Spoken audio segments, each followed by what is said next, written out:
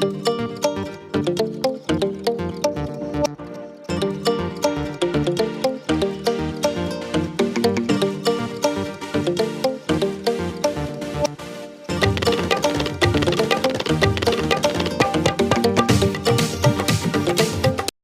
मंदिराबद्दल तुम्हाला सांगू इच्छितो, हे 12 ज्योतिर्लिंगापैकी ते मंदिर आहे ज्या मंदिरामध्ये चालुक्य शैली सोबतच त्यामध्ये हाताच्या बोटावर मोजण्या इतकी जी मराठा शैलीची मंदिरं आहेत, त्या मंदिरापैकी हे एक मंदिर आहे.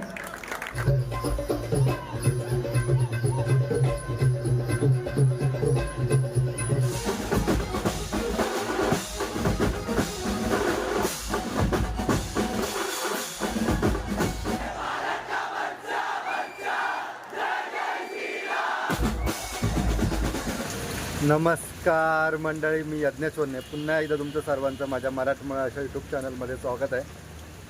सर्वांना प्रथम गुरुपौर्णिमेच्या खूप खूप शुभेच्छा. आणि याच गुरुपौर्णिमेच्या शुभमुहूर्तावर आज मुंबईतील 2 मोठ्या मंडळांचे पाद्यपूजन सोहळे संपन्न होणार आहे. सर्वांना माहीतच असेल, एक म्हणजे मुंबईचा राजा गणेश गल्ली आणि दुसरा म्हणजे आगमनादी म्हणजे चिंचपोकळीचा चिंतामणी. तर बघूया दोन्ही सोहळे आपल्याला या व्हिडिओमार्फत दाखवायला मिळत आहेत का. पहिला आपण चालू आहे गणेश गल्लीच्या इथे मुंबईच्या राजाला आणि तिथून चिंचपोकळीच्या चिंतामणीला जाण्याचा प्रयत्न करू. जर नाही जमलं तर एकच व्हिडिओ तुम्हाला बघायला मिळेल आणि जमलं तर दुग्धशर करा, योग ठरेल तुमच्यासाठी. व्हिडिओ शेवटपर्यंत पहा. आवडल्यास माझ्या चॅनेलला नेहमीप्रमाणे लाईक, शेअर आणि सबस्क्राईब करायला विसरू नका. चला जाऊया थेट गणेश गल्लीत. पाऊस पण भरपूर आहे, त्यामुळे बघूया कसं काय जमता येते आपल्याला.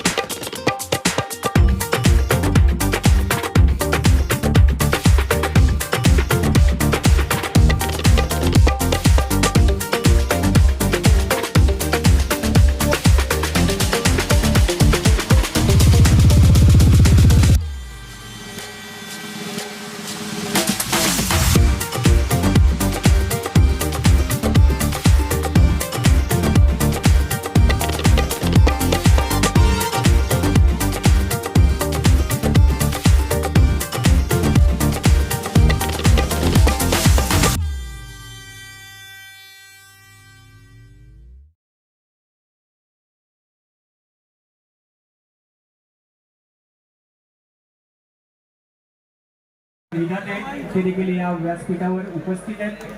त्याचबरोबर सिने अभिनेत्री स्नेहा वाघ या देखील व्यासपीठावर उपस्थित आहे. स्नेहाताई, तुम्ही दरवर्षी या मुंबईच्या राजाच्या दर्शनासाठी येता आणि आज आपण पाद्यपूजन सोहळ्यासाठी आलेले आहात. कसा अनुभव आहे, काय वाटलं या एव्ही आणि हा वॉकथ्रू व्हिडिओ बघून? मला सांगायचं तर हे हा जो व्हिडिओ बघितला आता वॉकथ्रूचा, त्याच्यानंतर आता मला लावत नाही की मला असं वाटतं कधी एकदा आम्हाला कधी एकदा आम्ही हे सगळं बघतोय. इतकं सुंदर आहे आणि खरंच खूप सुंदर हे बनवली आणि दरवर्षी काही ना काही छान असं इथे बघायला असतंच. यावर्षी असणार आणि जे लोक ज्योतिर्लिंग जास्त करू शकत नाही, जे काही महाकालेश्वरला जाऊ शकत नाही, त्यांचं इकडेच दर्शन होणार आहे. माझंही इथेच होणार आहे. त्याच्यासाठी मी पण लकी आहे. उज्जैन इथलं महाकाल मंदिर ज्यांच्याकडनं या गणेश गल्ली मैदानात अवतरणार आहेत, त्याचे कला दिग्दर्शक अमन विदाते आज व्यासपीठावर उपस्थित आहेत. मी त्यांनाच विचारतो की तुम्हाला आता काय वाटतं?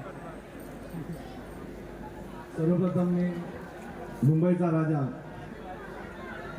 या गणरायाचा फार फार म्हणजे म्हणतात ना की आज आयुष्याच्या स्टेजवरती जो उभा आहे त्याच्यामागे फार मोठा प्रचंड आशीर्वाद त्या गणरायाचा आहे. कारण आयुष्याची जी बिगिनिंग होती सार्वजनिक क्षेत्रामध्ये कुठेतरी नावारूपाला आणणारं हे मंडळ आहे आणि मला नावारूपाला आणणारा हा गणपती आहे.